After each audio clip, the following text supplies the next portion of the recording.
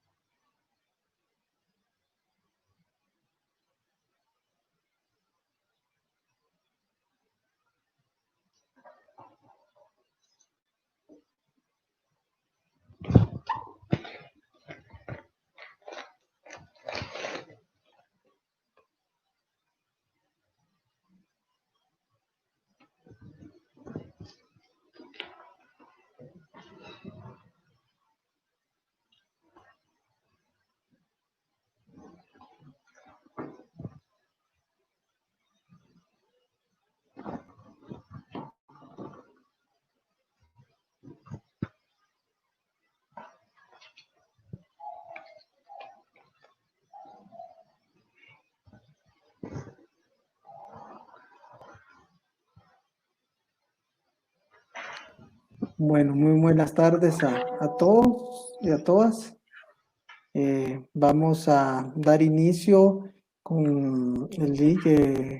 Carlos, ustedes tienen el honor de conocerlo, es juez laboral, tiene varias experiencia en el tema laboral y va a transmitir esos conocimientos en este curso de 10 clases los miércoles y jueves a las 6 de la tarde. Por lo que yo te dejo, mi querido Lick de la Cruz, para que puedas iniciar con tu curso. Y bienvenido nuevamente y gracias por compartir tus conocimientos.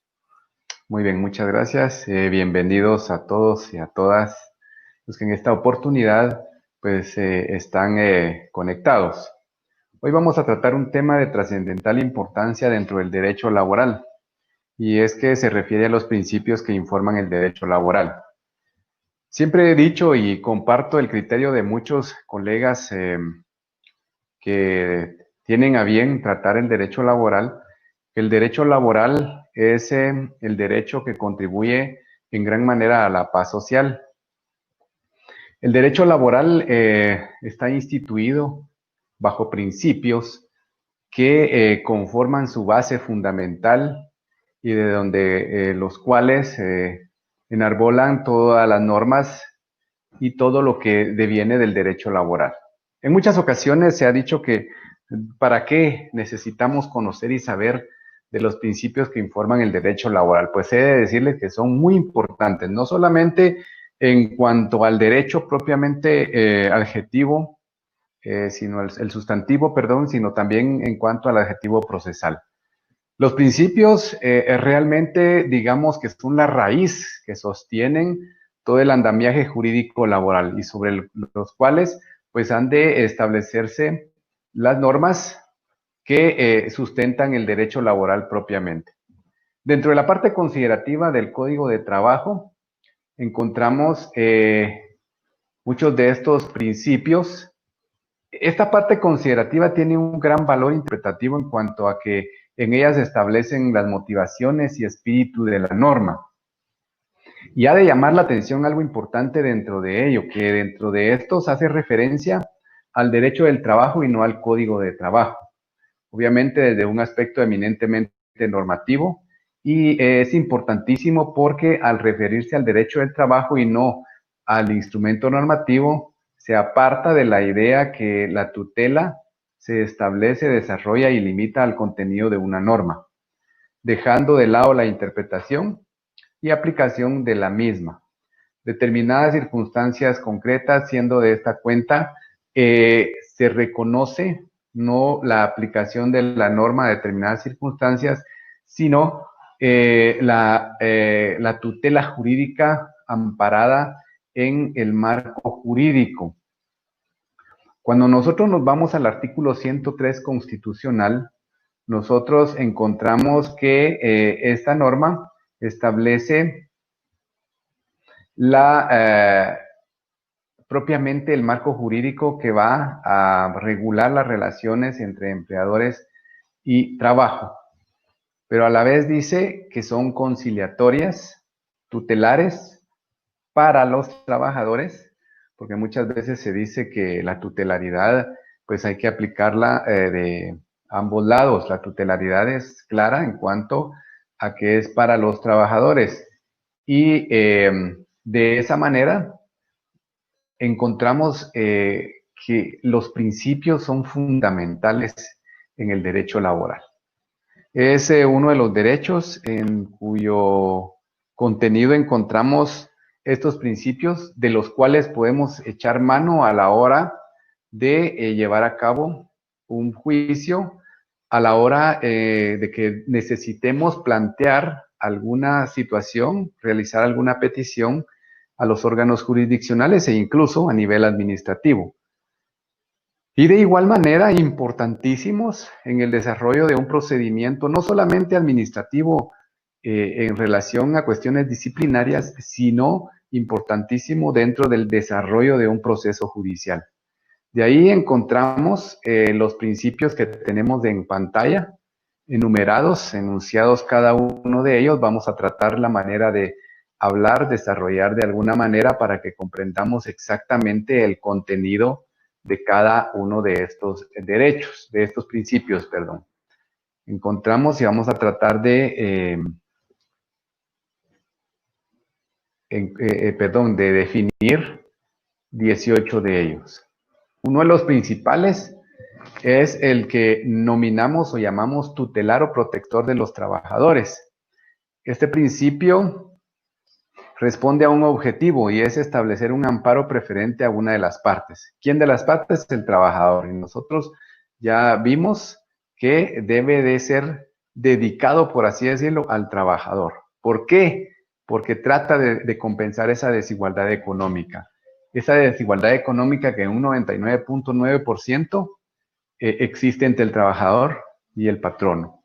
Entonces, le otorga a los trabajadores una protección jurídica, digamos, preferente. Preferente no porque se vaya a parcializar quien está resolviendo, sino preferente en el sentido de equiparar estas fuerzas, fuerzas que en alguna manera deben de equipararse para que haya una bien entendida justicia y una bien entendida equidad.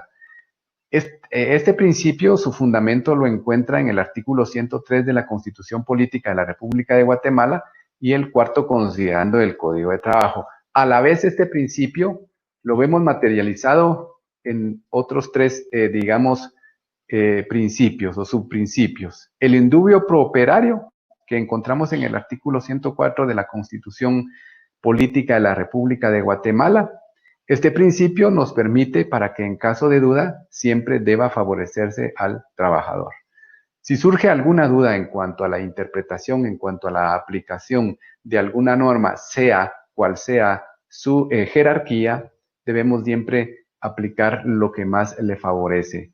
Es decir, si en alguna manera encontramos alguna duda en cuanto a la aplicación de una norma ordinaria con una norma reglamentaria o una norma contenida en un pacto colectivo de condiciones de trabajo o aún más pudiera ser en alguna disposición individual emitida por el patrono, habría que buscar cuál es la que le favorece, siempre y cuando encontremos duda en cuanto a cuál de ellas se aplica.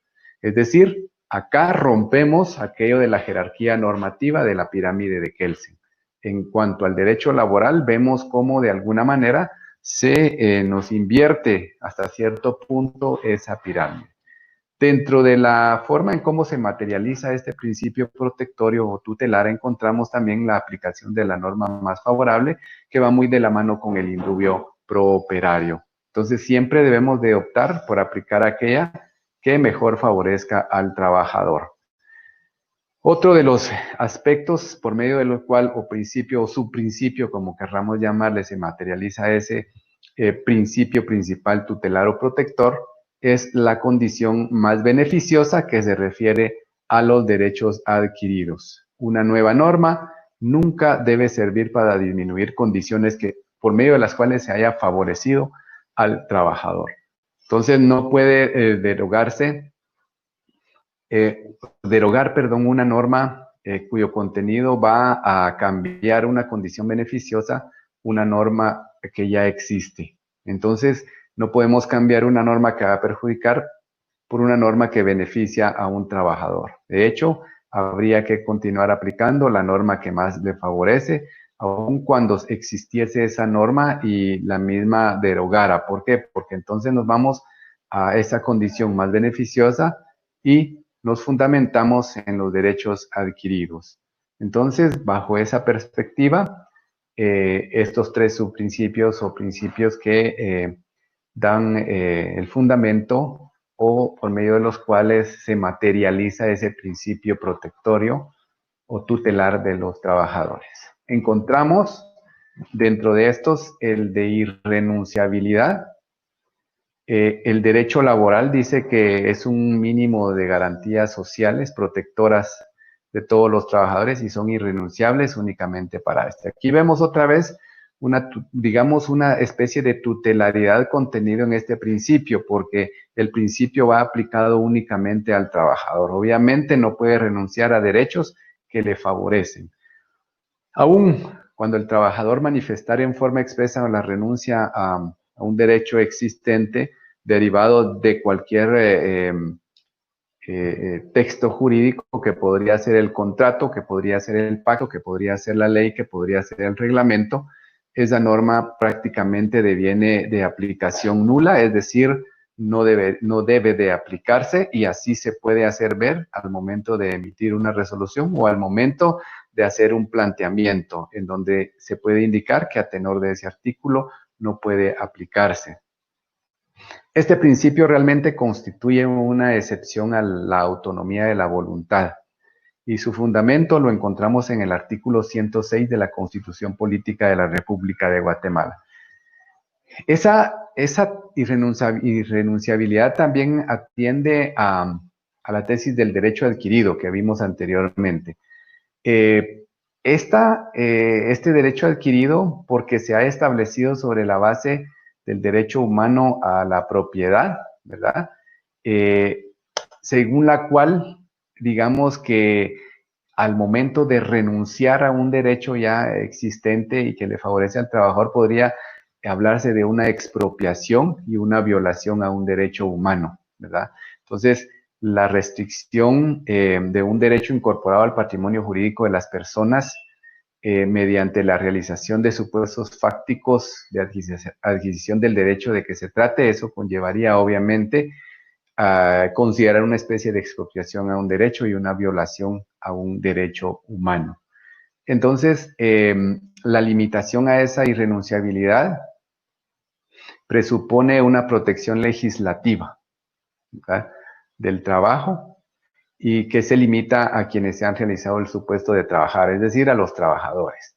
Entonces, de todo ello, de esa irrenunciabilidad, de la existencia de un derecho adquirido, de la existencia de una violación a un derecho humano en el caso de que se violente el mismo, surge la intangibilidad que presupone que estas garantías incluso protegen a quienes no han realizado los supuestos fácticos. ¿Qué significa esto? Aquellos que aún ni siquiera son trabajadores.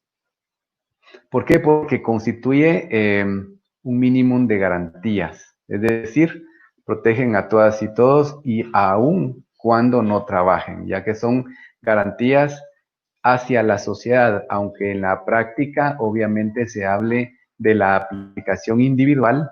Realmente recordemos que la mayoría que conformamos la sociedad en alguna manera ejecutamos un trabajo remunerado, y hablamos esto de la gran mayoría.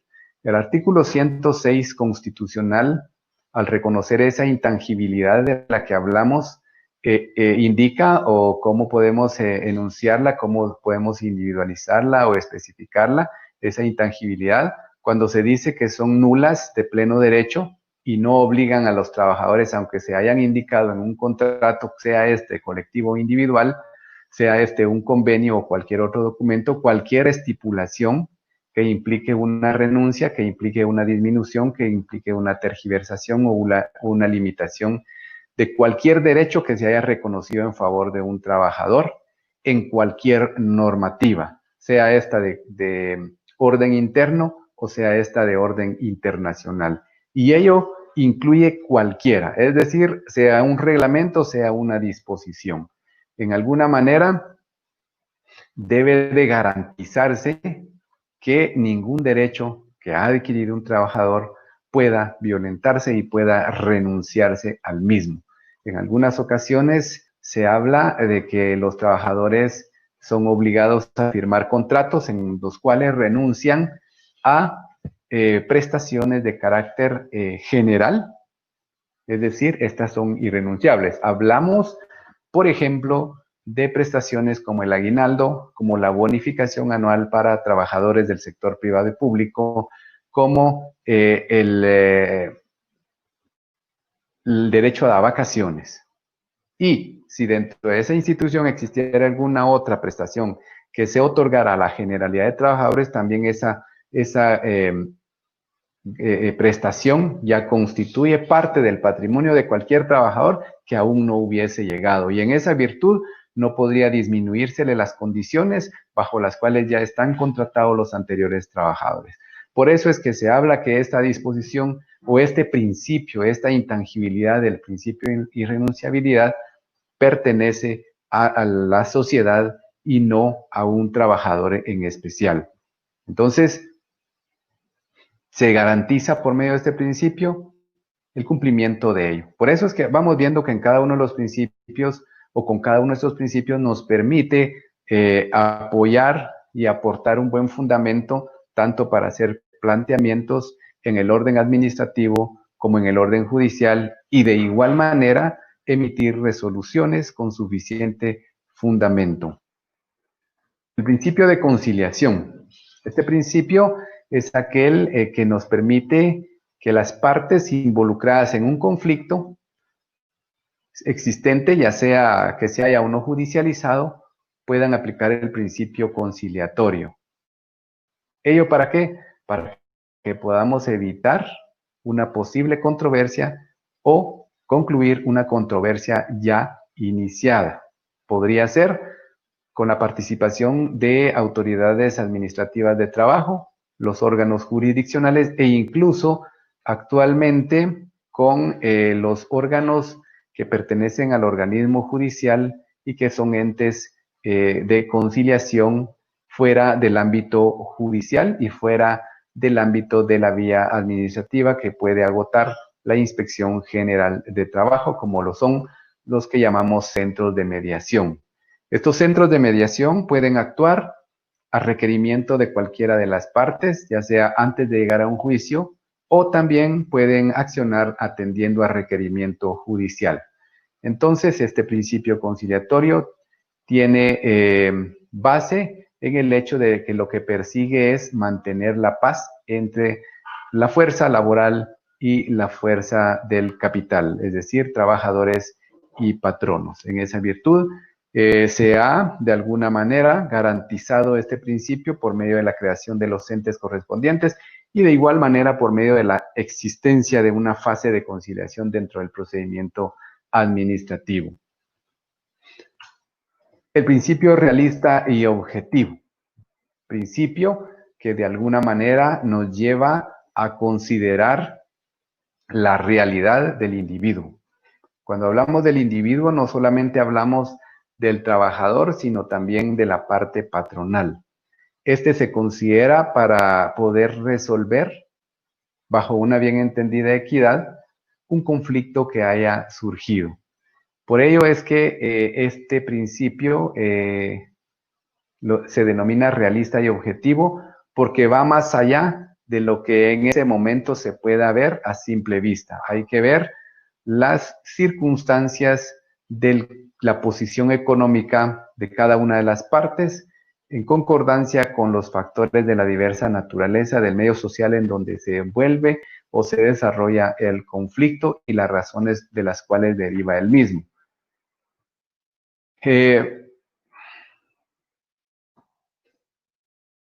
En relación,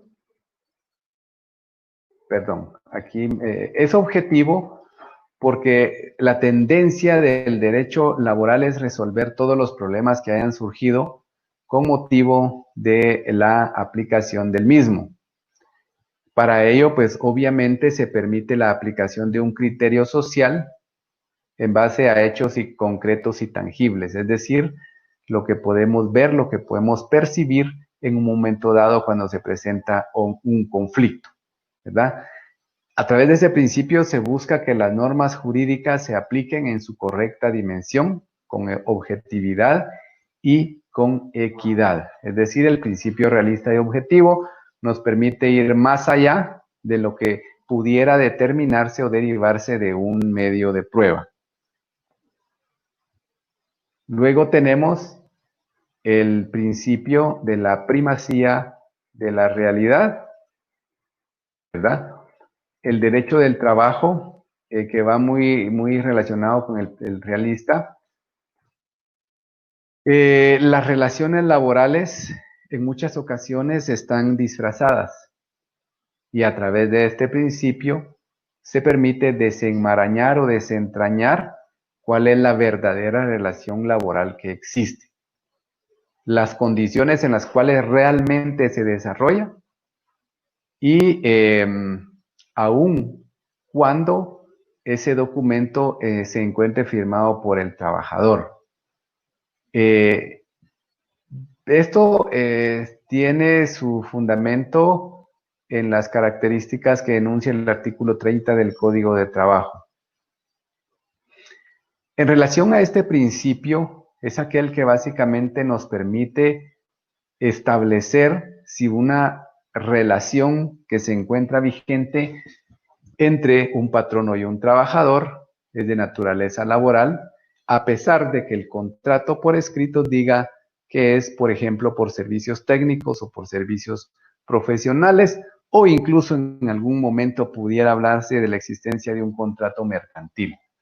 Sin embargo, a tenor y conforme a este principio y de conformidad con los elementos propios de un contrato de trabajo, podemos determinar si efectivamente ese contrato es lo que se dice en el mismo o lo que evidencia la realidad al momento de establecer si existen o no elementos que configuran una relación laboral. Háblese, por ejemplo, de la dependencia continuada, de la obligación del trabajador de estar presente en las instalaciones de la parte patronal. Háblese del pago periódico de un salario disfrazado de cualquier forma, como le llamen.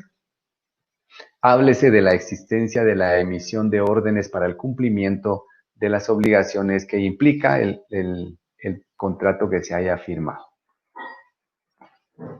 El principio de efectividad. Este es aquel que lo que persigue es que las normas efectivamente sean eficaces, es decir, que lo que se ha establecido sea cumplido efectivamente y no existan violaciones a ninguno de los principios, a ninguna norma ya preestablecida, a ningún derecho ya adquirido. Esta norma persigue que efectivamente se dé la objetividad en cuanto a la aplicación de cada norma. Otro de los principios es que se indica que es una rama del derecho público. Así lo indica el Código de Trabajo. Y el Código de Trabajo lo enuncia en el sentido de que el Estado es el que actúa como un soberano. Es decir, ante quien se subordina toda la colectividad. Esto implica no solamente trabajadores y patronos. El Estado, por medio del órgano competente, impone las normas necesarias y limita la autonomía de voluntad de las personas. Y también se dice que es de derecho público porque trata de mantener la armonía y estabilidad social y son aplicables a toda la colectividad. En este sentido, para comprender el alcance realmente, dentro del mismo hablamos también de la intangibilidad, hablamos de la irrenunciabilidad. Es decir, estos dos elementos son propios del derecho laboral y de alguna manera permiten un desarrollo progresivo porque recordemos que, como indicamos al principio, las normas laborales constituyen un mínimo, es decir, susceptibles de ser superadas de cualquier manera, no de ser limitadas, ni tergiversadas o anuladas, como indicamos anteriormente, sino que sean superadas de alguna manera. ¿Por qué? Porque estas son realmente garantías para una sociedad, para quien ejecuta el trabajo, y realmente quien se beneficia de la aplicación exacta de estos principios no es un trabajador, es la sociedad. Por ello al principio les hablaba yo de la paz social, ¿verdad? Porque realmente este derecho es trascendente porque permite de alguna manera que ambas partes estén en armonía, porque un trabajador que se le paga de conformidad con la ley o un poco más allá, es un trabajador que va a estar contento obviamente. Y ello va a implicar que el trabajo va a ser bien realizado y el patrono también se va a beneficiar. Muchas veces se limita ese derecho a los trabajadores y únicamente se les paga lo mínimo. Pasan años de años y nunca se les incentiva de alguna manera. Y ello obviamente tergiversa los principios del derecho laboral. No se realiza realmente el fin social, ¿verdad? Que propiamente va enfocado a esa sociedad que busca esa paz social, que la anhela. Entonces, no vemos acá de igual manera una progresión individualista, sino una social, una anteposición de eso social a lo particular, ¿verdad? Entonces, entendemos que si de alguna manera se debilitan estas bases, cualquier garantía laboral que que se tenga o cualquier derecho laboral que se haya adquirido ya, pues pierde su valor. Y en esa virtud estamos ante violaciones a derechos humanos de todo trabajador. ¿Por qué? Porque todo ello obviamente va a llegar a una negación del derecho, a una renuncia, a una tergiversación, que obviamente va en detrimento de la protección de esos derechos. Dentro de esto, tenemos que considerar lo que establece el artículo 44 de la Constitución y el artículo 14 del Código de Trabajo, para los efectos de poder determinar que efectivamente estos son derechos prácticamente universales, amparados no solamente por la Constitución, por el Código de Trabajo, sino incluso por tratados internacionales. El derecho laboral bajo el principio de la existencia de un derecho imperativo. Es de obligatoriedad acatar cualquier norma que exista ya dentro de la normativa creada por los órganos competentes, ¿verdad? A través de este principio, es decir, a través del principio del derecho, que el derecho es imperativo, se limita también el principio de la autonomía de la voluntad, ¿verdad? Recordemos que la autonomía de la voluntad es un principio propio del derecho civil, ¿verdad? En donde, pues, las partes acuerdan es, por decirlo, ley. No podemos discutirlo. En el derecho del trabajo se ve limitado esto e incluso recordemos que hay normas mínimas para ser incluidas dentro de un contrato de trabajo. Y menos que eso no puede contener el contrato. Entonces, ya se ve limitada la autonomía de la voluntad del patrono porque tiene que aceptar ya esas cosas mínimas que establecen las leyes. No puede de ninguna manera, como muchos lo hacen, porque sí existe dentro del ámbito guatemalteco una violación a la normativa laboral. Muchos pues incluyen de alguna manera los derechos básicos contenidos en el Código de Trabajo, pero por ejemplo les niegan el derecho a la seguridad social. Ya ello es una violación al derecho imperativo porque muchas veces tienen más de 1000 trabajadores, algunos les aparecen en planillas, otros no. Ahí hay una violación a este derecho imperativo que puede ser sujeto de un proceso laboral y sujeto de sanciones administrativas por parte de la Inspección General de Trabajo o incluso por parte del Instituto Guatemalteco de Seguridad Social, porque si se incumple con esta obligación cuando hay una norma imperativa, es decir, no está sugiriéndole, no le está dando la posibilidad de si sí o no, sino que se le impone una obligación, entonces nos vemos ante una violación a este principio. dice que el derecho laboral es hondamente democrático. ¿Por qué? Porque su principal objetivo es dignificar económica y moralmente a los trabajadores. Por eso les decía, constituyen la mayoría o constituimos en muchas ocasiones la mayoría de la población. Y en esa virtud y en relación de una relación laboral se encuentra la sujeción a una dependencia económica. Y por eso es que se trata de proteger a esa parte más débil, como lo vimos anteriormente. Esto equivale a la protección de la parte más débil en el derecho de familia. Cuando hablamos de la protección de la parte más débil en el derecho de familia, cuando son procesos en donde hay involucrados intereses de los niños, pues son los niños, ¿verdad? No como muchas veces se piensa que es la mujer, no. Es precisamente los derechos inalienables de todo niño. Y entonces, en ese mismo sentir, el derecho laboral persigue proteger al más débil, ¿cómo? A través de lograr una mejor armonía social. Y como vimos anteriormente, favorece a ambas partes, no solamente a uno, ¿verdad? Entonces, cuando se establecen garantías mínimas, garantías que limitan las libertades individuales, como por ejemplo la de la contratación, en el caso de la industria y el comercio, debe de alguna manera cederse el interés social, ¿verdad? Porque debemos de encontrar esa armonía para encontrar ese equilibrio social que nos permita mantener la paz social, ¿verdad? Entonces,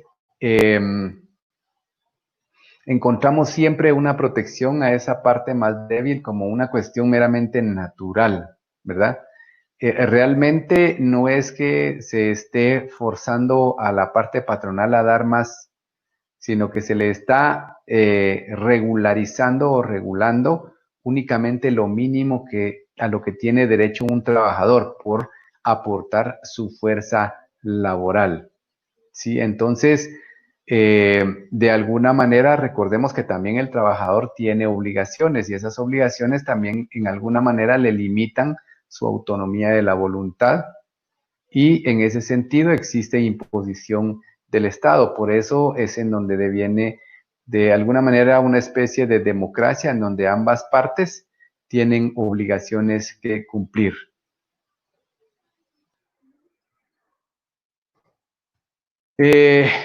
Cuando hablamos del derecho del trabajo, sus disposiciones no persiguen generar empleo, no persiguen generar puestos de trabajo, sino que lo que se persigue es garantizar el sustento de toda una familia. Recordemos que la sociedad está compuesta o integrada por familias y lo que persigue el derecho laboral es dar una existencia digna a todas las familias. Obviamente, a manera de crítica, yo les puedo decir que cuando nosotros nos vamos a la fijación del salario mínimo, ya no hablamos de una dignificación del trabajador, porque en alguna manera, si nosotros hacemos una comparación entre los índices de la canasta básica vital, la canasta básica propiamente que el Instituto Nacional de Estadística refleja cada mes, nosotros encontramos una desigualdad entre el monto de una canasta básica,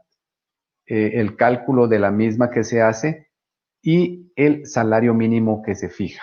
Los parámetros realmente en los cuales se basa la fijación del salario mínimo ya no permiten que se pueda garantizar una existencia digna, no solo del trabajador, sino de su familia.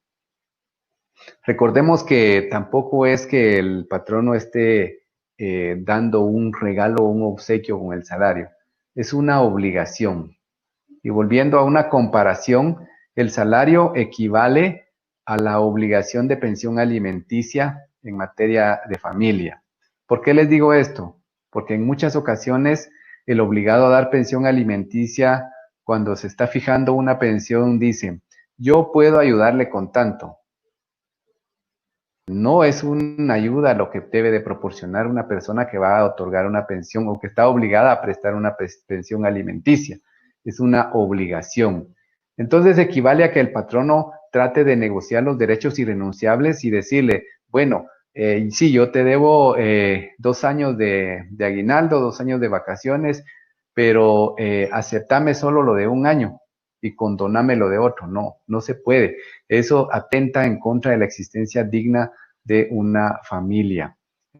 Entonces, no se persigue la generación de empleo, sino lo que se persigue es dignificar al trabajador y obviamente a su familia, ¿verdad? Porque a través de ello se generaría un sistema económico democrático. Pero lamentablemente en Guatemala grandes empresas se limitan a pagar lo mínimo y pues de alguna manera limitan a los trabajadores a poder negociar la existencia de prestaciones adicionales o aumentar las existentes. Hay empresas nacionales o transnacionales que a sus trabajadores, por decirles algo, no les pagan un aguinaldo, les pagan 2 aguinaldos en diferentes épocas del año, les pagan bonificación anual en diferentes épocas del año y así un sinnúmero de prestaciones. Sin embargo, la mayoría de patronos nacionales no generan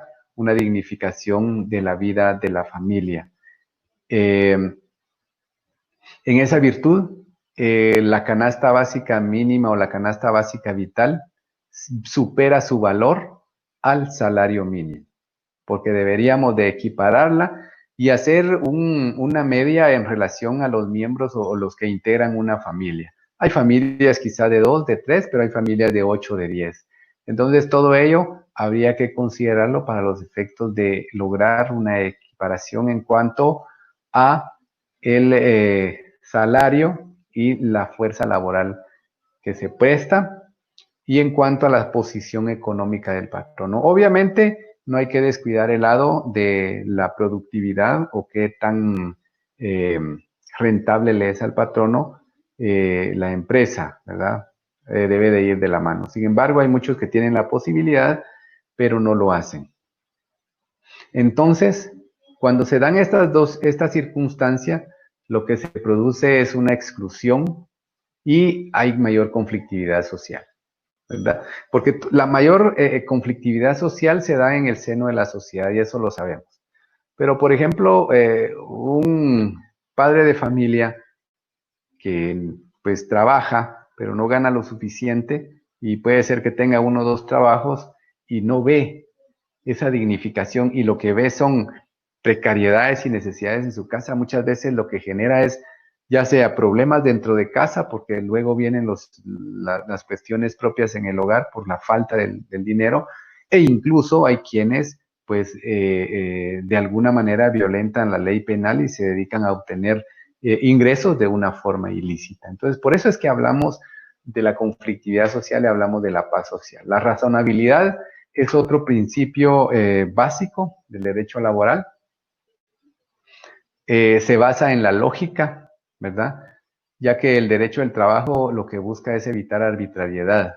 Arbitrariedad de los patronos a los trabajadores y en alguna manera podría hablarse de la arbitrariedad del trabajador al patrón, pero eso creo que es casi que nulo, casi que cero. La arbitrariedad más que todo se da entre el patrono y el trabajador, ¿verdad? Porque lo que se persigue es que efectivamente no se aplique al trabajador mayores obligaciones que las que ya están fijadas o las que se acuerden, pero siempre y cuando tengan sustento suficiente para poder obligar al trabajador o que de alguna manera tenga algún emolumento adicional por realizar una obligación fuera de las que ya establece la ley. No quiero decir con esto que no pueda crearse otras obligaciones para el trabajador, pero de la mano también debe de ir un incentivo al mismo.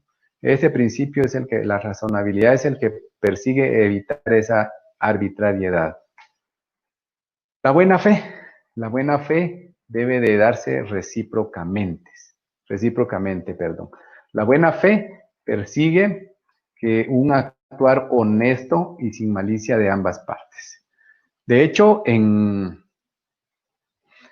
algunos fallos de la Corte de Constitucionalidad relacionados a el abandono de trabajo que se alega muchas veces por la parte patronal, ahí esa sentencia hace relación al principio de la buena fe contractual. Entonces vemos que no solamente son principios que tenemos ahí escritos en el Código de Trabajo que la doctrina ha desarrollado, son principios que tienen aplicación efectiva en el derecho laboral. Y de ahí deviene mucha jurisprudencia emitida por la Corte de Constitucionalidad, basados o amparados o fundamentados en esos principios. Y la buena fe es uno de ellos. Cuando relacionan o razonan en relación a este principio en esas sentencias, hacen relación a lo que establece el artículo 77 del Código de Trabajo en cuanto al abandono de las labores. Ahí hace referencia, y se los voy a enunciar así de una manera corta y quizá un poco más sencilla. Hace referencia a que para que se pueda configurar el abandono de labores, primero, el trabajador debe de haber faltado a sus labores. Segundo, el patrono debe de emplazar al trabajador para que en un plazo prudencial se reincorpore a sus labores.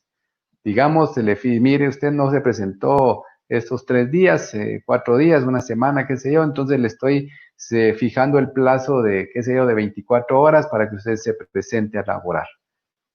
Obviamente hay que documentar todo eso para darle sustento al efectivo abandono de labores. Porque entonces ese principio ahí se enuncia de esa manera y se indica que si entonces no se presenta en el plazo que le fijó la parte patronal, entonces ya se configura el abandono de trabajo. Pero no se configura el abandono de trabajo solo porque el patrono dice que existen tantas actas en donde se hace constar que el trabajador no se presentó en tales fechas, en tales horas. No es suficiente aún ni cuando sean faccionadas ante un notario, porque hay que irnos al principio de la buena fe. Y eso se enuncia en esas sentencias. Más adelante vamos a ir viendo dentro del desarrollo de las clases algunas sentencias de la Corte de Constitucionalidad en donde se enuncian este principio y el de primacía de la realidad realista y objetivo, que son los que también se desarrollan en algunas sentencias. El principio de estabilidad. Este es importante. Esta es una lucha de los trabajadores que siempre se ha mantenido cuando que ni siquiera debería ser parte de su lucha, porque es un principio que lo que persigue es alcanzar y mantener la continuidad en el puesto de trabajo. Es una estabilidad, no solamente es una estabilidad en el trabajo, sino una estabilidad emocional. ¿Cómo trabaja una persona que piensa que solamente va a trabajar 1 mes, 2 meses, 1 año?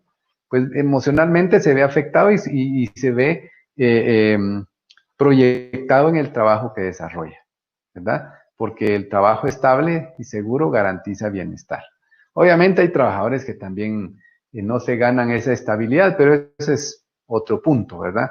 El trabajo temporal es inseguro y eso obviamente genera problemas socioeconómicos para todo el conglomerado social, ¿verdad? Y perjudica la productividad de la empresa. Pues la estabilidad laboral es uno de los principios que debe de reflejarse no solamente en los pactos, en la normativa laboral, en los reglamentos, sino que efectivamente en forma práctica.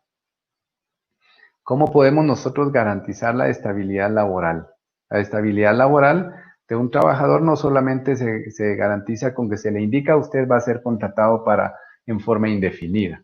No, la estabilidad laboral también se materializa cuando para despedir a un trabajador debe de agotarse un procedimiento administrativo disciplinario en donde se le garantice al trabajador que va a tener derecho a un debido proceso, que va a tener derecho a una debida defensa, que va a tener derecho a generar prueba por medio de la cual pueda desvirtuar todos los argumentos o el argumento que utilice el patrono para iniciarle un procedimiento.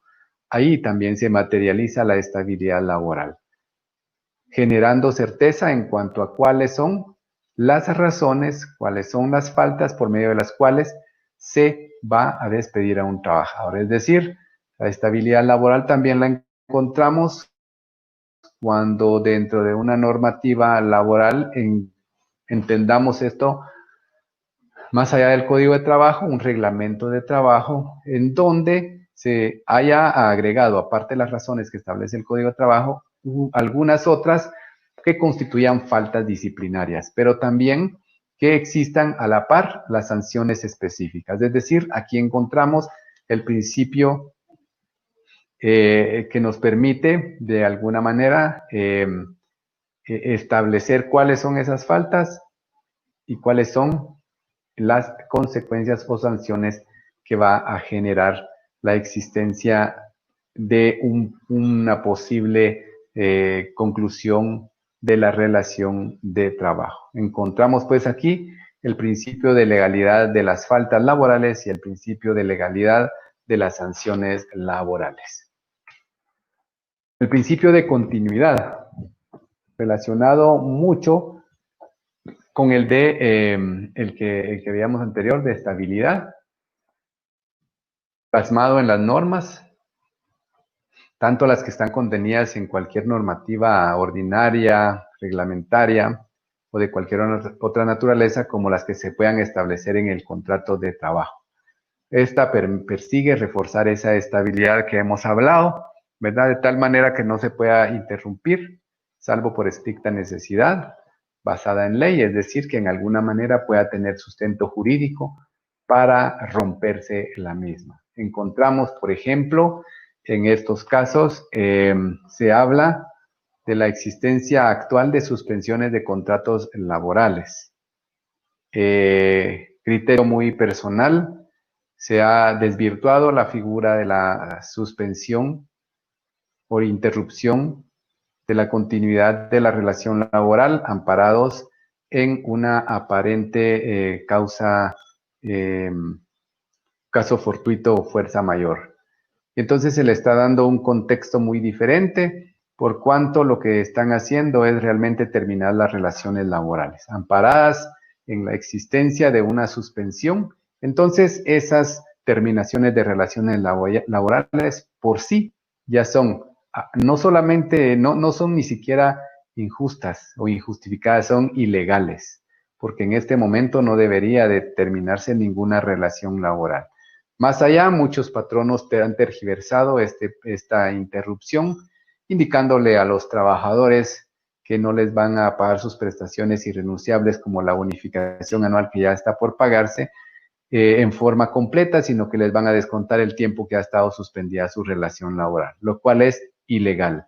Debe de pagarse en su totalidad la prestación de bonificación anual, así como cualquier otra prestación que venga a futuro, como el aguinaldo, en forma completa. Esta interrupción que se pudo haber dado o que se esté dando no afecta en ninguna manera el cómputo del pago de esas prestaciones. La continuidad es un principio que garantiza esa estabilidad en el trabajo y aparte, obviamente, el pago de las prestaciones laborales. El tema de si es legal o no la suspensión, como se está dando, es una cuestión que hay que discutir muy a fondo, pero que sin embargo, muy a criterio personal, podría en alguna manera haberse dado de una diferente forma. El principio de equidad. Este es un principio muy ligado no solamente a la existencia de las normas sustantivas, sino al momento de resolver. Cuando el juez está obligado a resolver, no solamente con justicia, sino en una bien entendida equidad, ¿verdad? Acá lo que se persigue es que el trabajador tenga un trato justo. El trato justo no significa favorecerle, aun cuando nosotros podamos establecer que efectivamente existen circunstancias por medio de las cuales el trabajador tuvo responsabilidad, por ejemplo, en la terminación de su relación laboral. Pero recordemos también que bajo el mismo principio de tutelaridad, el patrono debe de demostrar la causa justa de despido. Ello lo que persigue es que se dé una adecuada atención a la dignidad humana del trabajador, porque lamentablemente aún existen, como en la época de la colonia, personas que creen que los trabajadores son simples esclavos, simples mozos colonos, como muchos los llaman, y su dignidad humana está por los suelos, ya que en muchas ocasiones y principalmente en el campo, pero también ocurre en la ciudad, háblese de empresas que pagan menos del salario mínimo y algunas otras se acogen a beneficios que no les corresponden. Porque recordemos que lamentablemente hay una diferenciación, entre el salario mínimo fijado para las maquilas, para trabajadores de maquila, y una diferenciación para aquellos que son trabajadores agrícolas y no agrícolas. Entonces, muchas empresas amparadas en esa posibilidad dicen que son empresas de maquila cuando realmente no lo son, y bajo esa premisa pagan menos a sus trabajadores. Y no solamente eso, a nivel del interior de la República, en muchas ocasiones encontramos entes estatales, como municipalidades, que de igual manera pagan menos del salario mínimo a sus trabajadores. Todo esto afecta la dignidad humana y todo esto, obviamente, al momento de un proceso judicial, debe de observarse la equidad para dar un trato especial y justo al trabajador, de tal manera que se le garantice el cumplimiento de los derechos mínimos, porque ni siquiera más allá, salvo que existan otros derechos que se hayan adquirido en el transcurso de la relación laboral. Es un elemento fundamental el trato digno del trabajador en la producción. El desarrollo de la sociedad no solo implica un desarrollo económico, sino un desarrollo humano que perciba que todas somos seres humanos. El principio evolutivo. El derecho laboral, recordamos que se encuentra en constante evolución. En algunas ocasiones encontramos que evoluciona la tecnología y con ello hay que ir evolucionando en relación al derecho del trabajo. Hoy por hoy hablamos del teletrabajo que no existe regulación en cuanto a lo que son leyes nacionales, y en los convenios internacionales tampoco existe una regulación específica. Hasta hoy día se está tratando de alguna manera regular sobre el teletrabajo, pero ello tampoco implica que no pueda darse, porque precisamente por ello es que el derecho laboral es evolutivo y sus principios permiten que de alguna manera, sin que se tergiversen los derechos de los trabajadores, pueda evolucionarse a una fase más allá. Lo que se persigue es otorgar cada vez mayores beneficios a los trabajadores, ¿verdad? Recordemos que cada vez hay más trabajadores y entonces hay que regular de mejor manera esos beneficios. Cada vez existen nuevas formas de trabajo, cada vez existen cuestiones que son susceptibles de poder generar una relación de trabajo. Recordemos lo que dice el artículo 106 de la Constitución Política de la República de Guatemala. Ahí se reconoce este principio, que también le podemos nominar de progresividad, cuando dice que los derechos laborales son susceptibles de ser superados a través de la contratación individual o colectiva y en la forma que fija la ley. Y para ese efecto obliga al Estado a fomentar y proteger la negociación colectiva. Esta negociación colectiva también encuentra su sustento en los convenios internacionales relacionados a la negociación colectiva. Entonces encontramos que el derecho laboral debe de ir para arriba, ¿verdad? No para abajo, en cuanto a los derechos que favorecen a los trabajadores. Y ello obviamente en consecución de un trato justo, de que al trabajador se le trate como un ser humano. Lamentablemente, aún como les decía, existen lugares en donde se les trata no como personas humanas, sino se les trata como que fueran un objeto, lo cual ya va y cae fuera dentro de lo que es el derecho laboral. El principio de sencillez, ¿verdad? Que lo que persigue es que el derecho de trabajo debe de ser desprovisto de mayores formalismos, y así lo establece la normativa. Debe estar de acuerdo a la condición económica y conocimientos del trabajador. De tal manera que dentro de este principio de sencillez y para darle cabida al mismo, encontramos que en materia laboral puede recibirse la demanda en forma oral. El secretario tomará la demanda, obviamente como asistente del juez, pero de alguna manera lo que persigue es dar cabida a este principio de sencillez. Recordemos que también el derecho laboral, aplicando este principio, permite que los trabajadores comparezcan o incluso los patronos comparezcan sin asesoría legal. Es un derecho que les asiste y de esa manera, pues obviamente si no tienen conocimientos jurídicos no van a poder redactar una demanda, no van a poder cumplir todos los requisitos que establece el artículo 332 del Código de Trabajo. Porque cuando se habla de sencillez y se habla que es desprovisto de mayores formalismos, significa que sí hay formas que deben de cumplirse, que son mínimas. Por ejemplo, las que establece el artículo que les acabo de indicar, que debe de cumplirse para poder dar trámite a la demanda y para poder de alguna manera también dar trámite a una contestación de demanda.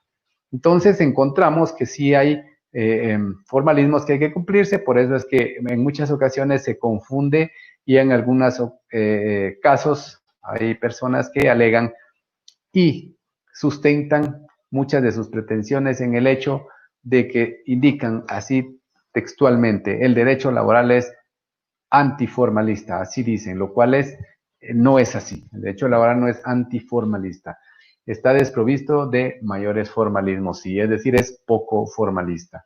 Entonces, ese principio lo encontramos en nuestra normativa y vemos que su aplicabilidad es efectiva. Y también lo encontramos cuando dentro de los procedimientos administrativos o judiciales se trata de dar viabilidad o que el proceso continúe en una forma sin interrupciones, sin mayores dilaciones.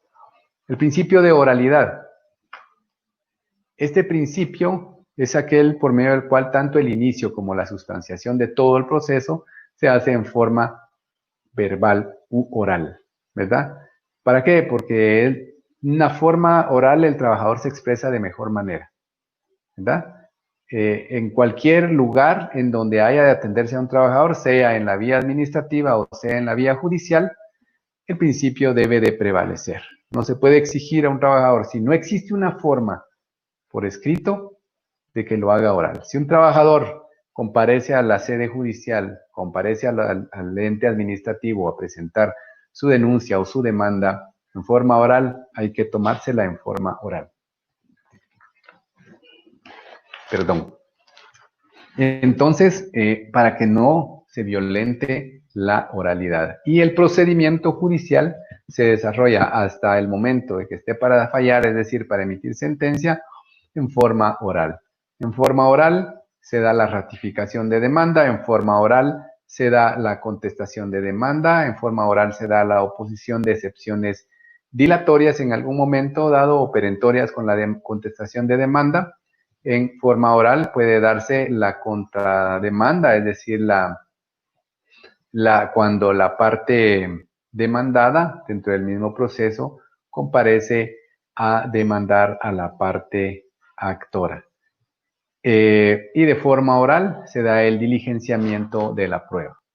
Entonces encontramos la aplicabilidad de este principio. De concentración procesal sabemos que existen la mayoría de procesos también y es cuando tenemos que concentrar la mayor cantidad de diligencias, de actos procesales, perdón, en una o pocas diligencias. De ahí encontramos que, por ejemplo, en el desarrollo de la audiencia oral, en una audiencia es posible recabar o diligenciar todo lo relacionado al proceso para que quede listo para emitir sentencia. Encontramos entonces que si en algún momento dado no pudiera diligenciarse toda la prueba por las circunstancias especiales que establece el Código de Trabajo, puede señalarse una segunda audiencia dentro de los 15 días siguientes o hasta una tercera dentro de los 8 días siguientes de llevada a cabo la segunda. De tal manera que nos permite desarrollar en pocas audiencias o en una sola audiencia todas las diligencias necesarias. La economía procesal también la encontramos como parte del derecho laboral, ¿verdad? Lo que persigue es tutelar al trabajador y protegerlo económicamente, porque recordemos que un proceso caro no podrá cubrirlo el trabajador. Entonces, por ello es que también esto se ve, la economía procesal propiamente también se ve reflejada en el derecho del trabajador de asistirse o no de un profesional del derecho. En esa virtud encontramos entonces que cada uno de estos principios tienen sustento legal, aparte tienen una aplicabilidad legal, no solamente en vía administrativa, sino en la sede judicial, y encontramos que sí son bastiones fundamentales para el desarrollo del proceso. Encontramos que son bastiones fundamentales previo al inicio del proceso, encontramos que son bastiones fundamentales en el momento de la contratación, y encontramos que los mismos se ven reflejados como un derecho no del trabajador propiamente, sino de la sociedad como tal, en donde encontramos entonces que los trabajadores tienen una protección especial derivada de que se persigue equiparar fuerzas, llamémosle así, ¿verdad? Y todos sabemos que históricamente siempre ha existido una desigualdad económica que se ve reflejada a todo nivel. Entonces, encontramos que estos principios son fundamentales y que nos pueden servir tanto para poder hacer alguna petición o algún planteamiento en cualquier vía como para poder emitir una resolución e incluso útiles para poder impugnar alguna resolución, porque tenemos que encontrarle el efectivo cumplimiento a través de la ejecución o buscar la mejor ejecución por parte de quien debe de aplicarlos. Que también obviamente las partes dentro de un conflicto están obligadas a observar estos principios y principalmente la parte patronal, que es muchas veces la que violenta más estos principios. No implica también que el trabajador no puede hacerlo, sin embargo, en su mayoría, y como les decía anteriormente, un 99.9 podría decirse, es la parte patronal. Intencional o no, no lo sabemos, pero de que existe, existe. Con ello concluimos lo de los principios. Doctor Denis, no sé si hay algunas preguntas que pudiéramos responder, ya que con el día de hoy estaba planificada o el tema de los principios que informan el derecho laboral. Muchas gracias, mi querido amigo. Vamos a iniciar un par de las preguntas de los compañeros. Indican que hay empresas o instituciones que en su normativa interna no contemplan medios de impugnación en su proceso disciplinario. ¿Qué principios se estaría vulnerando adicionalmente al principio de estabilidad, ya que la institución o donde se establece para evitar el trabajador para impugnar? Bueno, recordemos que la tutelaridad también se ve reflejada en ese aspecto, en la facilidad que tenga el trabajador de poder impugnar. Recordemos que también a nivel de derechos humanos internacionales encontramos la obligación de todo Estado de que las personas tengan derecho al uso de un recurso rápido y sencillo, ¿verdad? Entonces, se violentaría también el principio de tutelaridad del trabajador al dejarlo desprotegido de poder impugnar una sanción. Toda sanción debería de estar sujeta a un recurso. Ahora, veamos algo bien importante y en donde juega un papel trascendental el Ministerio de Trabajo. Recordemos que los reglamentos interiores de trabajo deben de contener derechos, obligaciones y un procedimiento administrativo disciplinario. Aparte de ello, debe de contener las faltas laborales y debe de contener las sanciones que genera cada falta laboral para darle certeza. El Ministerio de Trabajo es garante de la juridicidad y precisamente de dar la garantía en cuanto a ello, y no debiera el Ministerio de Trabajo aprobar un reglamento que no contenga un recurso. De alguna manera, quizá hasta podría impugnarse esa parte del reglamento en la vía judicial para poder obtener una mejor tutela en cuanto a que se garantice el derecho a recurrir, porque no puede quedarse así, únicamente que se le siga el procedimiento administrativo y se le impone la sanción sin derecho a recurrir. Ahora, otra de las alternativas sería no impugnar, dejar así y acudir al órgano jurisdiccional a alegar un despido injustificado. O incluso podría decirse ilegal porque no se dio la garantía de recurrir.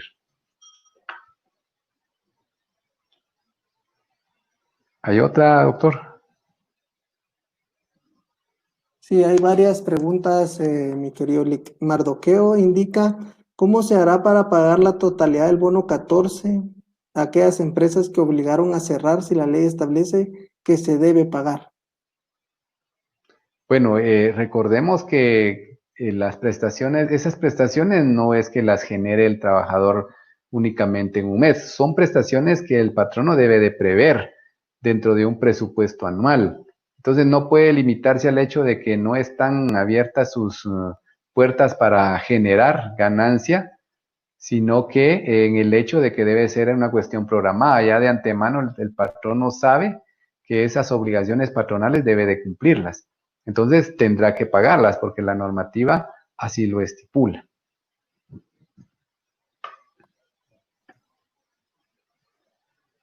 Dice,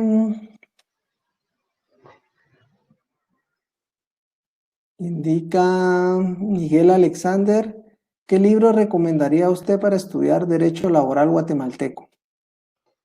Realmente un libro creo que no les podría recomendar. Yo lo que les recomendaría, por ejemplo, para cuestiones del derecho laboral es un código comentado eh, con jurisprudencia principalmente, acudir a la jurisprudencia emanada de la Corte de Constitucionalidad y existe actualmente una constitución que recién sacó la Corte de Constitucionalidad en donde existen incluso fallos de la Corte Interamericana de Derechos Humanos. Esta corte no está limitada a conocer cuestiones penales, sino que ha conocido cuestiones de derecho laboral. Entonces, por ahí creo que es el complemento. Recordemos que el Código de Trabajo trae definiciones ya muy completas en relación a qué es trabajador, qué es patrono, qué es salario, qué es contrato, que son elementos de la relación laboral. Entonces, a la mayoría de instituciones vienen bien definidas, solamente sería de que sea algún código que esté comentado eh, y una constitución también comentada y acudir a la jurisprudencia emanada de la Corte Constitucionalidad, perdón. Muchas gracias, Lick. Dice, ¿qué posibilidad tienen los empleados del Estado contratados bajo renglón 029 de obtener el pago de prestaciones irrenunciables e indemnización por el tiempo laborado? Bueno, las posibilidades van a depender del tipo de contratación que se dio. No importa el renglón presupuestario, hay renglones presupuestarios contratados para, específicos dentro de la normativa para servicios técnicos, para servicios profesionales. E incluso hay renglones, si no mal recuerdo, 183, 186, que es para prestación de algunos servicios muy especiales. Sin embargo, contratan personal bajo esos renglones. Hay que establecer los elementos propios de la relación que ya indicaba yo al inicio, tales como la continuidad.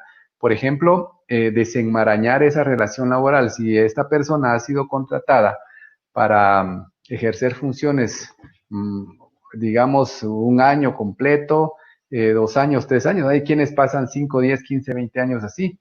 Eh, Tal vez exagero en cuanto a 20, pero hay personas que pasan muchos años y entonces ya esas personas, si definitivamente bajo el imperio de la jurisprudencia que se ha sentado, bajo el análisis del principio de la primacía y la realidad, conllevan altas probabilidades de que su demanda pueda prosperar, pagarle todas sus prestaciones irrenunciables y la indemnización, obviamente, si se puede establecer el despido injustificado.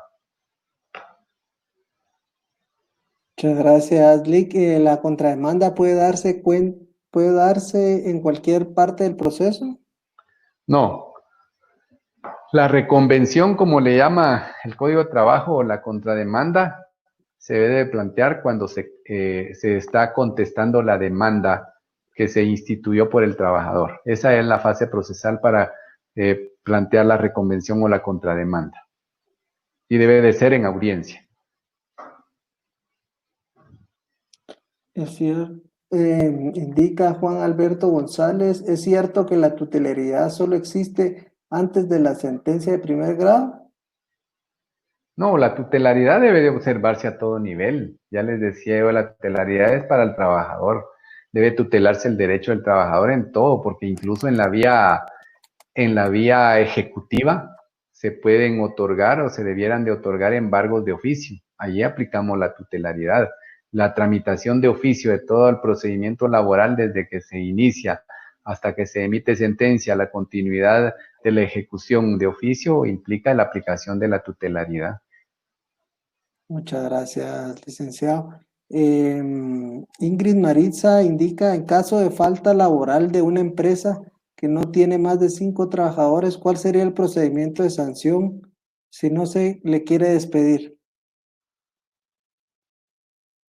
Por la no existencia de la obligación de tener un reglamento de trabajo. Por lo menos debe de establecerse que se le dio audiencia. Acá estaríamos ante una situación en donde el patrono, digamos, crea su procedimiento administrativo disciplinario sin que sea necesario que exista un reglamento de trabajo. Acá encontraríamos entonces que para garantía y el cumplimiento de ese derecho de defensa y debido proceso, por lo menos debería de indicársele al trabajador que se le corre audiencia por, qué sé yo, 1 o 2 días para que genere prueba o argumentos de descargo en contra de lo que le está imputando como falta. Pero de una vez debiera de decirle el patrono cuál es la falta que le está imputando y cuál es la sanción a la que se haría merecedor de encontrársele responsable, porque se ha encontrado muchas veces que el patrono dice, mire, usted incurrió en esta falta y se le sanciona de esto. Y entonces se le corre audiencia. Allá se violentó el debido proceso del derecho de defensa porque se le está indicando cuál es la falta, de una vez le indican la sanción y le corren audiencia. No, aquí hay que indicarle la falta, la posible sanción y entonces ahí se le corre audiencia. Una vez se haya evacuado, no, una vez haya hecho argumentos o aportado prueba, pues se emite la sanción si es procedente. Esa sería una forma, porque también hay jurisprudencia e incluso dentro de sentencias que hacen referencia al artículo 12 constitucional, encontramos muchas en donde se refiere al derecho del trabajador a ser oído y vencido en un procedimiento disciplinario administrativo, ¿verdad? Previo a establecer sobre su justicia o injusticia del despido. Entonces sí debe de garantizarse, aun cuando no exista una normativa, debe de garantizarse, debe dársele forma y debe de quedar documentado. Gracias, mi querido Lick.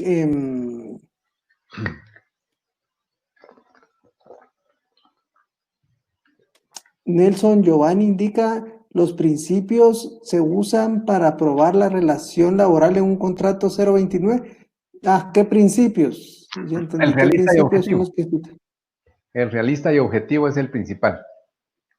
Bajo el amparo de ese, y ese es el que ha relacionado la Corte de Constitucionalidad cuando emite las sentencias en donde se establece o se desenmaraña la verdadera relación laboral. Este que vemos, el de principio de realidad y objetividad, que es el de realista y objetivo, ¿verdad? En donde en esos encontramos la primacía de la realidad. Muchas gracias, licenciado. Wilmer Saúl Pérez indica que no le quedó muy claro el principio de progresión. ¿Será que puede ampliar un Bueno, poquito en el sí, principio? este es aquel que permite que la normativa se vaya adecuando a la actualidad, ¿ya? Es decir, darle forma. Por eso les hablaba yo en este momento del teletrabajo. En Guatemala quizás se había escuchado así por ahí más de alguien enunciar sobre el teletrabajo, pero una normativa específica sobre el teletrabajo no hay. Entonces ahorita, incluso a nivel de la OIT, están viendo de alguna manera, he entendido, para regular un tanto sobre el teletrabajo, porque esto ya conlleva otras circunstancias. Recordemos que el teletrabajo podría darse también o dar pie a violación de derechos laborales, exigirle al trabajador que porque está en su casa vaya a trabajar 12, 14, 20 horas, ¿verdad? Entonces, hay que adecuar la normativa y por eso se habla de la progresividad, el principio de progresividad. Maribel indica que se debe realizar cuando el reglamento interior de trabajo en las instituciones del Estado, si ya existe la ley del servicio civil y el pacto colectivo. No, el Estado, las instituciones del Estado no están obligadas a tener un reglamento interno de trabajo. Si existe, debe ser acorde a las normas que ya están indicadas en la Ley de Servicio Civil. Y es que otra de las cuestiones es que el pacto colectivo de condiciones de trabajo no debe ser un instrumento en donde se establezcan derechos o obligaciones de los trabajadores y menos un procedimiento administrativo disciplinario. Esa es una mala práctica. Hay que recordar cuál es el objetivo de un pacto colectivo de condiciones de trabajo, mejorar las condiciones económicas y sociales de los trabajadores. Entonces, no es, digamos que técnicamente no es ni aconsejable que dentro del mismo se creen figuras como faltas laborales o como sanciones laborales o un procedimiento administrativo. Podría en alguna manera incluirse el aspecto de las comisiones mixtas, pero ahí lo único que debería de hacerse es cómo se integran y cómo van a actuar, pero no si van a ser entes que van a fijar alguna sanción específica. Es antitécnico que en el pacto colectivo de condiciones de trabajo o en los convenios colectivos de condiciones de trabajo se establezcan esas circunstancias. Muchas gracias, Lick. Dice Luis Antonio, indica las vacaciones que no han sido pagadas después de más de 5 años, ¿se podría exigir? Lo que sucede es de que establece el Código de Trabajo, establece que no se van a pagar más de 5 años. La Ley de Servicio Civil establece no más de 2 años. En el caso de los trabajadores del Estado, estaríamos sujetos a los 2 años. Sin embargo, por jurisprudencia y por el principio de la norma que más le favorece, regresamos al principio tutelar o protector, se ha establecido jurisprudencialmente que debe de pagársele 5 años, pero no puede pagarse más de 5 años, aunque le adeuden 10. Solamente es factible 5 años. Ahora, como una cuestión meramente personal, yo sí les habría de decir que yo no comparto el criterio de la Corte de Constitucionalidad en cuanto a que solamente se le deba de pagar 5 años, porque recordemos que las vacaciones es un derecho irrenunciable. La misma Corte de Constitucionalidad con esas sus sentencias está renunciando, está violentando la dignidad del trabajador. Para mí, habría que, si le adeudan 10 años, 10 años habría que pagarle. Sin embargo, yo sé que no puedo ir en contra de lo que la jurisprudencia establece o la doctrina legal como lo establece el artículo 43 de la Ley de Amparo, Exhibición Personal y de Constitucionalidad, porque estaría yo contraviniendo esa jurisprudencia. Aunque yo sí les digo que no estoy de acuerdo porque es un derecho, primero, ya adquirido, segundo, irrenunciable. Entonces, bajo la perspectiva de los principios que acabamos de ver, debería de pagarse de la totalidad. Sin embargo, por jurisprudencia, 5 años es lo máximo. Muchas gracias, mi querido Lick. Vamos, ya estamos en las últimas preguntas. Juan Alberto González indica, ¿se aplica el Código de Trabajo para todas las instituciones públicas? No, no, no, no. El Código de Trabajo en cuanto a las instituciones públicas es, digamos, de aplicación supletoria. Todo aquello que no esté regulado en cada institución, entonces ya aplicamos la supletoriedad del Código de Trabajo. Si tienen su normativa propia, aplicamos primeramente la normativa propia. Mardoqueo indica, me imagino que debe ser con relación a la pregunta anterior, ¿se puede ir a la Corte Interamericana de Derechos Humanos a pelear la jurisprudencia? Para mí que sí se podría. Si se emitió un fallo amparado en jurisprudencia que violenta los principios y las leyes internas del derecho laboral o internacionales incluso, podría acudirse, pero hay que agotar todo el procedimiento interno previo a acudir a la OIT. Zuli indica, O ¿hay a la, algún... perdón, a la Corte Interamericana de Derechos Ah, muchas gracias. Humanos. Zuli indica, ¿hay algún criterio de la OIT respecto a las suspensiones de trabajo por fuerza mayor o caso fortuito en tiempo de pandemia? Hasta el momento, hasta donde yo sé, no hay. Por eso es que les estaba indicando lo del teletrabajo. Ese caso fortuito, fuerza mayor, pero habría que ver el tema del caso fortuito y la fuerza mayor. Entonces, primeramente agotar este derecho interno. Y a nivel internacional, más que todos los convenios van enfocados a derechos humanos propios de los trabajadores en el desarrollo de la relación laboral. En cuanto a propiamente la suspensión, hay algunas circunstancias que emitió la OIT en cuanto a la prohibición, a la recomendación a los estados de la no terminación de las relaciones laborales. Sí existen unas recomendaciones que se hicieron producto de esta pandemia. Indica Priscila si el bono 14 puede pagarse en cuotas derivado de la situación del país. No, porque no hay una previsión en sí de eso. El pago en cuotas no debiera darse, es como la indemnización, nunca debería de pagarse en cuotas.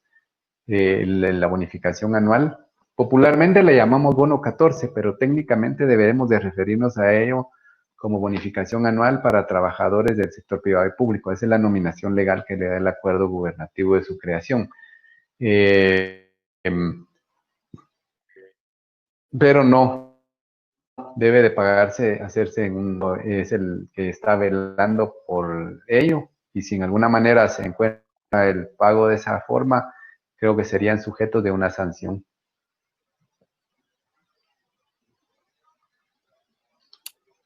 Una pregunta, dice Jenner.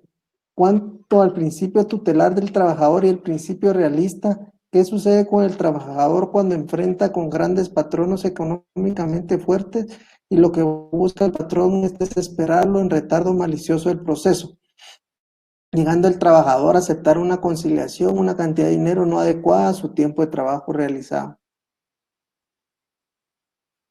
Sí, recordemos que en garantía de los derechos irrenunciables a nivel administrativo y judicial no debiera de permitirse el pago inferior de los derechos irrenunciables. Quedamos y dejamos fuera la indemnización, porque la indemnización sí es un derecho que se puede renunciar, es un derecho que se puede negociar, la indemnización como tal, no las otras prestaciones. Entonces, sí hay que observar esos principios en cuanto a garantizar al trabajador el pago mínimo de esas cuestiones irrenunciables. Lo demás ya es una decisión propia del trabajador si lo quiere hacer o no lo quiere hacer. Lo que sí es cierto es de que en alguna manera los jueces de trabajo somos garantes de que el proceso en alguna forma no se vaya a entorpecer. Y por ello también existen las herramientas jurídicas por medio de las cuales un proceso puede ser digamos, reconducido o conducido con la mejor viabilidad posible. Excelente. Estamos llegando a las últimas preguntas. Indica Lisbeth, para el cálculo de prestaciones como pago vacaciones, aguinaldo 1.14, por renuncia, ¿se toma en cuenta el tiempo que estuvo suspendido por lo del COVID? Sí, hay que tomarlo en cuenta. Esa es parte del trabajo, digamos, de la relación laboral. Ahí hay una suspensión que no afecta a ese cálculo. No debe darse ninguna, no debe restarse ese tiempo. ¿Cuáles son los principios de justicia social? Dice Cristian. Refiriéndose bueno, de hecho, la justicia social la encontramos enmarcada en la mayoría de estos principios, porque la justicia social es el fin último, digamos, del derecho laboral, y lo vemos reflejado cuando se emite la sentencia. Entonces, realmente, digamos, lo social o el principio de justicia social propiamente es, digamos, está inmerso en todos los principios, porque cuando nosotros vemos, lo que se persigue es velar por el efectivo cumplimiento de los derechos, no de un trabajador, sino de la sociedad. Por eso es que hablamos de la justicia social aplicable a la mayoría. Muchas gracias. ¿Puede exigirse reglamento interior de trabajo en una institución autónoma del Estado? No, pues ya les había respondido una pregunta relacionada a los reglamentos. La iniciativa privada es la obligada a emitir reglamentos autorizados por la Inspección General de Trabajo. Las entidades autónomas deberían, por medio de sus autoridades, emitir su reglamentación respectiva para regular las relaciones laborales. De hecho, por ejemplo, la Universidad de San Carlos tiene un reglamento de relaciones laborales que equivale al Reglamento Interior de Trabajo. Excelente. Indica Diana si se estarían violando principios en los juzgados de trabajo al no dar a las audiencias lo más pronto posible en el tiempo de la pandemia. Sí, yo creo que aquí habría que ver el tema de el sopesar derechos, ¿verdad? Por ejemplo, el derecho a la vida y a la salud es mucho más importante. Recordemos que el trabajador también goza del derecho a la salud y a la vida como derechos preponderantes que debe de garantizar el Estado. Preponderantes digo porque debe de privar la vida y la salud de cualquier persona por sobre cualquier otro derecho. Pero en alguna manera recordemos también que hay limitantes en cuanto a la posibilidad de poder iniciar audiencias. Se ha hablado y yo creo que esa debería de ser una posibilidad muy importante en cuanto a que las audiencias fuesen virtuales, pero aquí encontramos limitantes principalmente para los trabajadores. Si se llevan a cabo audiencias virtuales y hay trabajadores que no tienen abogado, hay trabajadores que desconocen la tecnología, no tienen internet en su casa, se les estaría violentando derechos. Entonces, la proximidad o la forma más viable de llevar audiencias en estos momentos en resguardo de la salud serían audiencias virtuales, con las cuales se garantizaría la salud, pero también si el trabajador carece de equipo, carece de elementos necesarios, se le estaría violentando sus derechos como trabajador. Se estaría resguardando esos derechos, pero violentándosele derechos, porque quizá no pueda conectarse, quizá no pueda estar en la audiencia. Obviamente, en la mayoría de casos, bajo el principio de la tutelaridad, aunque no comparezcan a la audiencia, se va a diligenciar la prueba, ¿verdad? Pero de alguna manera se garantiza primero, se da prioridad a la salud y a la vida. Gracias, Lick. Marco Antonio dice que a los maestros de los colegios se les ha reducido un 50% el pago. ¿Será legal esa situación? Bueno, recordemos que si están prestando sus servicios deberían de continuar pagándoseles, independientemente de cómo lo hagan. Ahí es en donde entra la regulación del teletrabajo que les hablaba y el principio de progresividad. Buscar la forma o por medio de la cual se garantice el cumplimiento de los derechos a las personas por el tipo de trabajo que realizan. No sería legal si están prestando su servicio. Ahora, si no están prestando ningún servicio y hay una suspensión del contrato, pues podría ser una prebenda del patrono. Sin embargo, si están prestando sus servicios, aunque sea en línea, debería de pagársele completo su salario. Y es más, si ahorita no se los pagan, si una vez termine la relación laboral, pueden reclamar el pago de ajuste de ese salario. Ese no sería ningún problema. Muchas gracias, Lick. En caso de ese renglón 183, es prácticamente un 0,29. Supuestamente se renueva cada año, pero se puede pelear en una institución del Estado la indemnización y prestaciones. Sí, recordemos que esas contrataciones no necesariamente está regulado que debe ser anualmente, puede ser mensualmente, pero sí se puede, de igual manera se puede reclamar. Y la última pregunta, el licenciado Otto René Vicente Revolorio indica, trabajador que no inició su reinstalación judicial antes de la pandemia por sus pensiones afectadas, ¿no le prescribe su derecho a la fecha? No, los plazos están suspendidos incluso en la vía del Ministerio de Trabajo. Desde el 17 de marzo se han suspendido los plazos. Ahí se cortó el plazo que había.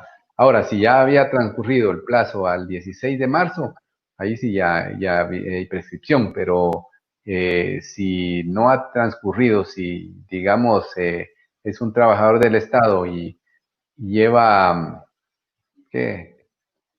15 días que llevaba al 16 de marzo, el plazo se interrumpió ahí, eso solamente se computan esos 15 días. Cuando se habiliten los plazos, entonces se continúa con el cómputo del mismo.